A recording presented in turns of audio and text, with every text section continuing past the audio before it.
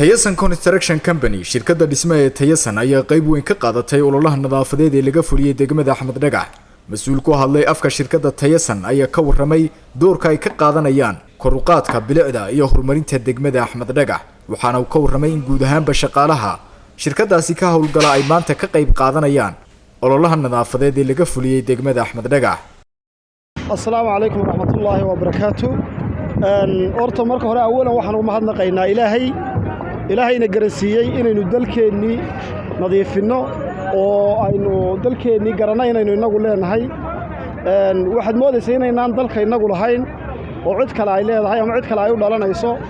Allahaas horta mahadle ina garansiiyay inaynu dalkeenni garanno oo dadkeenni maanta culayskii saarnaa iyo tamar darradii saarnaa ka qaaday.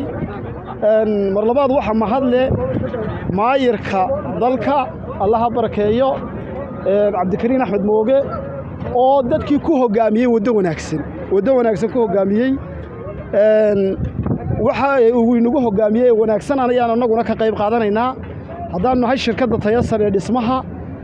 Waxaanu garanay inaanu maalintan shaqadayadii iyo customerkayagii wanaagsanaa aynu shaqada u haynay aanu ka joojino shaqadii oo garanno inaanu ka qayb qaadanno dalka.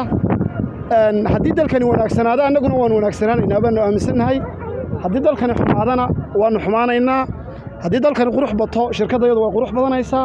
taasaanu aaminsanahay. degmada Axmed Dhagax dadka jooga aad bay u mahadsan yihiin. waana dad aad u wanaagsan oo xaafad ahaan aad u wanaagsan oo ismaqla kuwaas baanu ka mid nahay. shaqaalahayagiina maanta waxaan ugu talagalnay goobtan oo kaliya maahay goobo badan bay ka shaqaynayaan.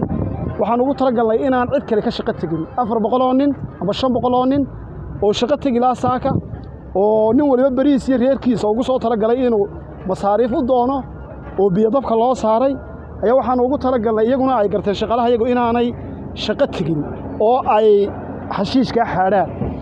iyagana waan u mahadnaqaynaa. nin waliba reerkiisii iyo caruurtiisii saaka masaariiftiisii wuxuu ka doorbiday inuu xashiishka xaadho. aad baanu iyagana ugu mahadnaqaynaa. degmada Axmed Dhagax baan ugu mahadnaqaynaa oo na soo wargelisay gudoomiyaha iyo gudoomiye ku-xigeenka iyo madaxda degmada Axmed Dhagax ayagana soo wargeliyay. ayaga ay ka soo qayb gala arrintan waananu ka qaadanay. allaha barakeeyo. waxaananu leenahay dadweynaha reer Soomaaliland meel kasta oo ay joogaan arrinta la inoo gartay waa arrin wax inoo qabanaysa ubadkeena dambe iyo dadkeena dambe ayay wax taraysaa. si wanaagsan ha looga qayb qaato. khamiis kasta oo laynala hadlana sidan iyo si ka wanaagsan aynu u shaqeynaa insha Allah. shirkadaha kale waxaan farayaa horta dadka waxaan nahay shaqo abuurka ugu badan shirkadaha dhismo. waxa laga yaabaa shirkad walba inay 1500 oo qof ka shaqo tagto. horta waa u mahadnaqaynaa shaqo abuurka ay dalka u hayaan baa laftiisa wax weyna.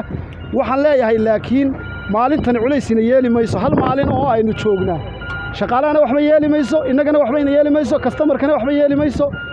aynu u shaqo tagno maalinta oo aynu shirkaduhu ha ka qayb qaataan nadiifinta dalka iyo qurxinta dalka insha Allah. intaasaan iyagana faraya.